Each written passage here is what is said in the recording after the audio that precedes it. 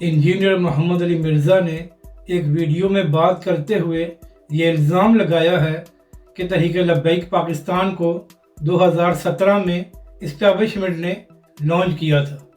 تو انجینئر صاحب، آپ کو بتانا یہ ہے کہ اگر تحریک لبیک پاکستان کو کسی نے لانچ کیا ہوتا تو ہمیشہ ہی تحریک لبیک کے مینڈیٹ پر ڈاکہ نہ ڈالا جاتا اور نہ ہی تحریک لبیک کے قائدین کو 8 مہینے جیل میں رکھا جاتا۔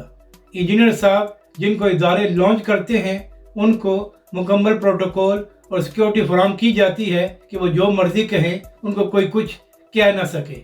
تو آپ مجھ سے بہت بہتر جانتے ہیں کہ کس کو مکمل پروٹوکول اور سیکیورٹی ملی ہوئی ہے اور آج کل بوٹوں کو کون جپے مار رہا ہے۔